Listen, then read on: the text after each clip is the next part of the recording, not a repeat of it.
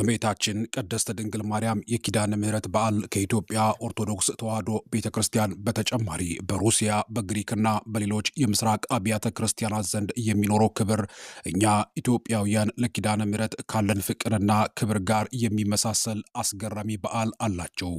ታሪኩ የሚጀምረው በ10ኛው ክፍለ ዘመን ጥንታዊቷና ታላቋ የቢዛንታይን መዲና ቁስጥንጥንያ በጠላቶቿ ተከባ የጥፋት አፋፍ ላይ በነበረችበት አስጨናቂ ሌሊት ነው።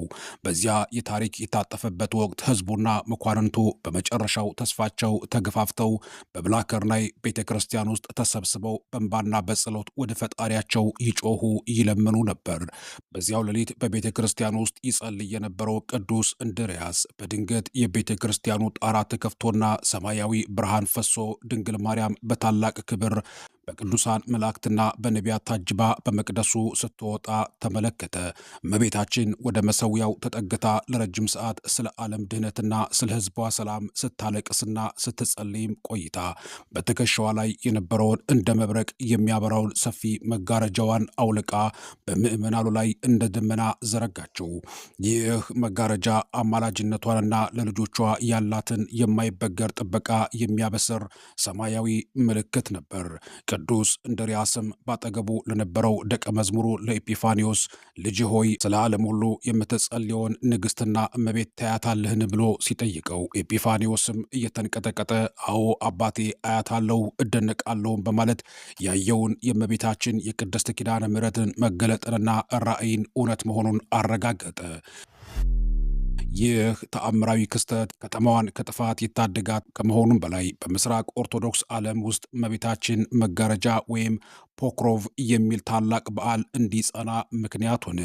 የዚህ በዓል ምስጢር ከታሪካዊነቱ በበለጠ በመንፈሳዊ ይዘቱ እጅግ ጥልቅ ነው። ያ በቤተ ክርስቲያኑ ጣራ ስር የተዘረጋው መጋረጃ በራሱ ትልቅ ትርጉም አለው። ቅዝቃዜን እንደሚከላከል ልብስ ምዕመናንን ከመከራ ቅዝቃዜ ይጠብቃቸዋል።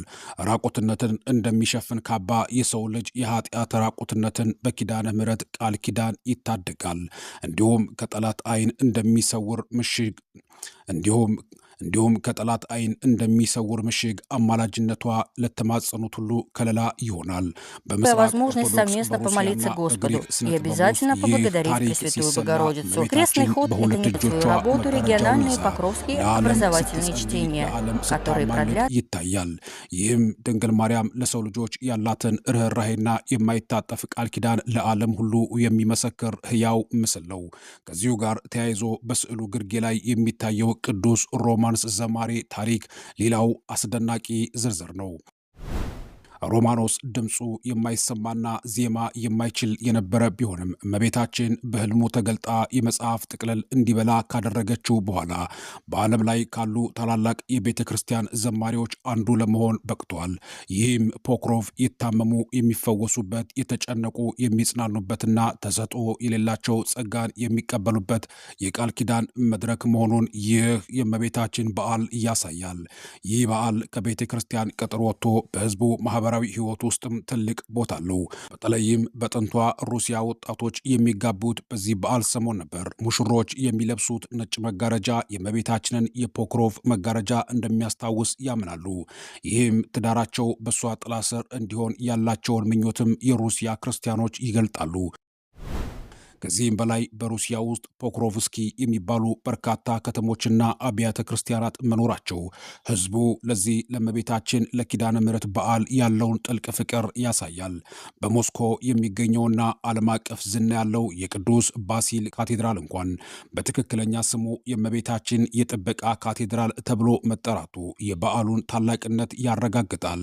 በሩሲያ የጥንት ታሪክ ውስጥ ነጮቹም ሆኑ ቀዮችም በጦርነቱ ጊዜ መሸሸጊያቸውና ጋሻቸው አድርገው የሚመለከቱት ይህንን የፖክሮቭን መጋረጃ ነበር። ጦርነቶች ሲበዙ፣ ድርቅና ረሃብ ሲከሰት ሕዝቡ በአንድነት ሆኖ የተባረክሽ እመቤት ሆይ በመጋረጃሽ ሰውሪን፣ ከክፉ ነገር ሁሉ አድኝን እያሉ ይዘምራሉ።